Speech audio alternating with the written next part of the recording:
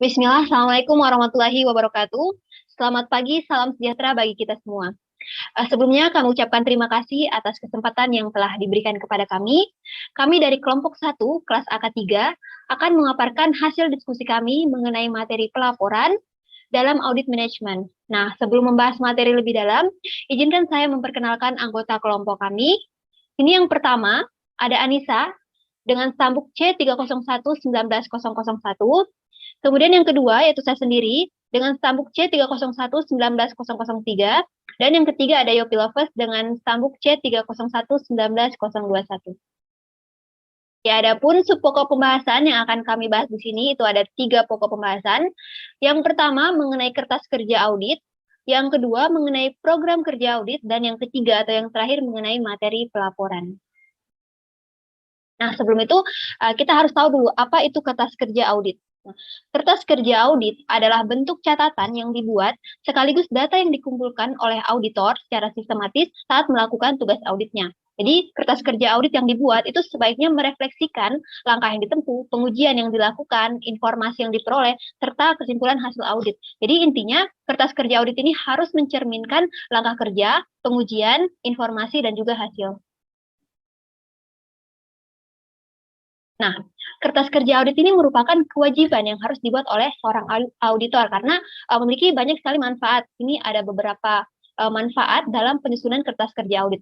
Yang pertama, itu sebagai dasar penyusunan laporan hasil audit. Nah, laporan akhir karena KKA ini terdiri dari komponen dan langkah kerja sistematis yang nanti akan menghasilkan kesimpulan di akhir. Jadi memang dia dijadikan dasar untuk memperoleh atau melaporkan hasil audit. Kemudian yang kedua, itu sebagai alat bagi manajemen tingkat atas untuk dapat mereview dan mengawasi pelaksanaan audit. Ya, maka KKA ini berisi catatan atau program yang sistematis. Jadi bisa dijadikan sebagai landasan untuk top manajemen untuk melakukan pengawasan secara langsung terhadap proses audit. Kemudian yang ketiga, itu sebagai alat bukti dari hasil laporan audit. Sebagai alat ya, bahwa audit itu sudah dilaksanakan secara benar, secara faktual. Jadi tidak sekedar ada laporannya lalu dilaporkan.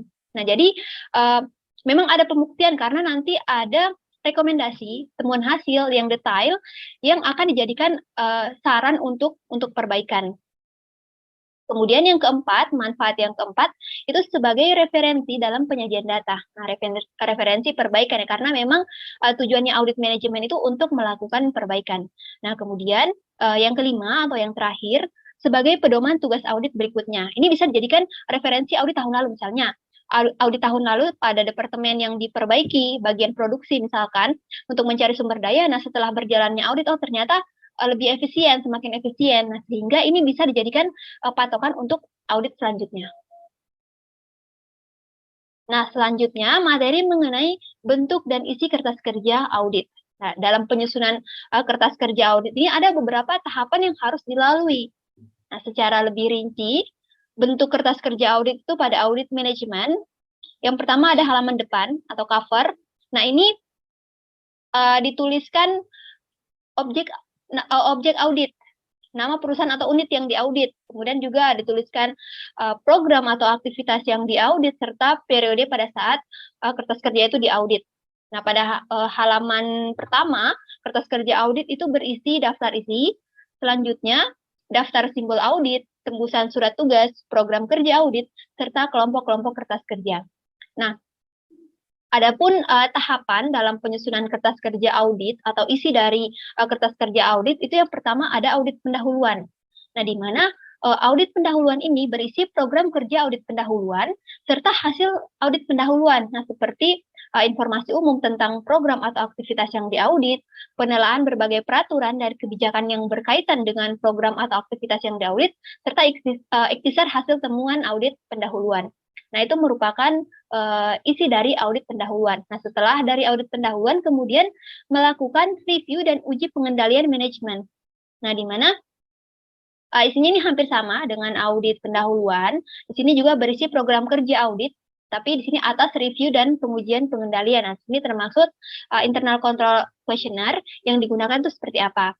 Dan juga hasil audit atas review dan pengujian pengendalian manajemen. Nah, seperti penelaan terhadap berbagai peraturan dan kebijakan yang berlaku pada objek audit, serta ikhtisar hasil temuan audit atas review dan pengujian pengendalian manajemen.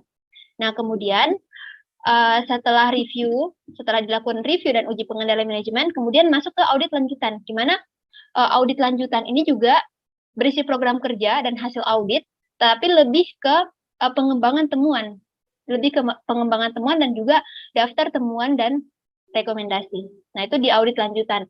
Nah, kemudian yang terakhir dalam penyusunan kertas kerja audit itu ada laporan hasil audit. Mana laporan hasil audit ini berisi konsep laporan hasil audit dan tembusan laporan hasil audit. Baik, selanjutnya, materi selanjutnya akan dipaparkan oleh teman saya.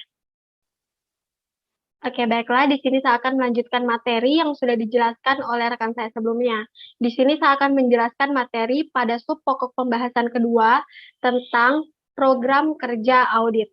Nah, definisi dari program kerja audit sendiri ini adalah suatu bentuk rencana yang wajib dilakukan selama proses audit.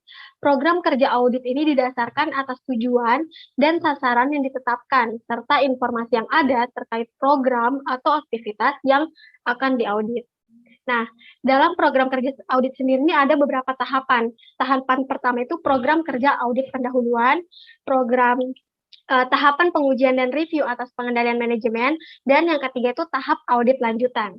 Pada program kerja audit pendahuluan ini meliputi pengumpulan informasi umum terkait objek yang akan diaudit, cara pelaksanaan prosedur, dan sistem operasional yang diterapkan dalam perusahaan yang diaudit. Pada tahap ini, auditor harus melakukan pengujian pendahuluan atau preliminary test atas informasi yang didapat, guna melakukan identifikasi yang disebut possible audit objective, yakni mengidentifikasi aktivitas yang masih memerlukan perbaikan. Berdasarkan bukti-bukti tersebut, selanjutnya auditor menetapkan langkah-langkah kerja spesifik yang diperlukan pada tahap berikutnya untuk mendukung terwujudnya tentative audit objektif menjadi definitive audit objektif. Yang kedua, pada tahap pengujian dan review atas pengendalian manajemen. Program kerja audit ini biasanya mencangkup langkah-langkah audit yang bertujuan untuk menemukan bagian-bagian yang mengandung kelemahan pada sistem pengendalian manajemen yang diterapkan pada perusahaan tersebut.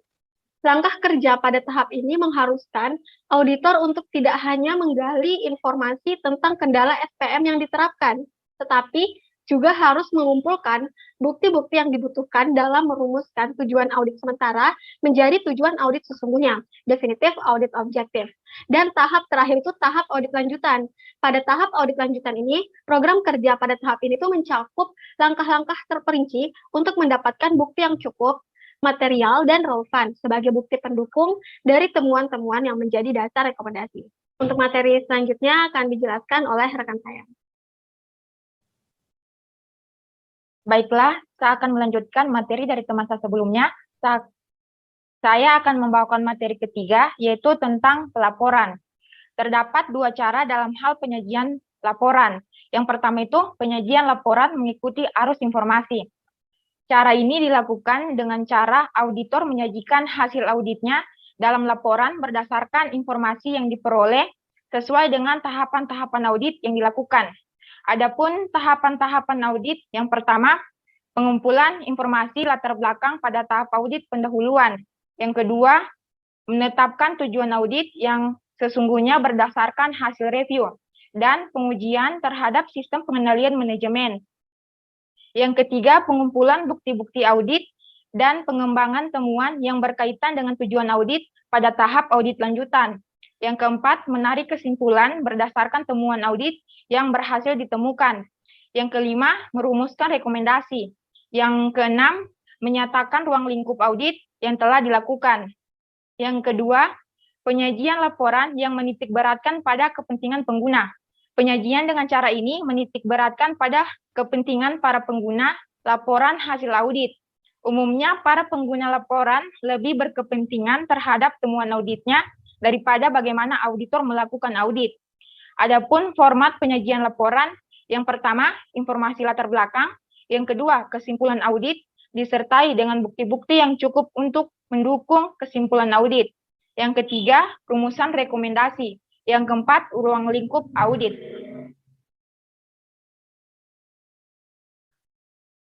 Demikianlah pemaparan materi yang bisa kami sampaikan Sebelumnya kami mohon maaf apabila di dalam penyampaian tadi mungkin ada kesalahan dan kekurangan kata. Sekian presentasi kami. Assalamualaikum warahmatullahi wabarakatuh.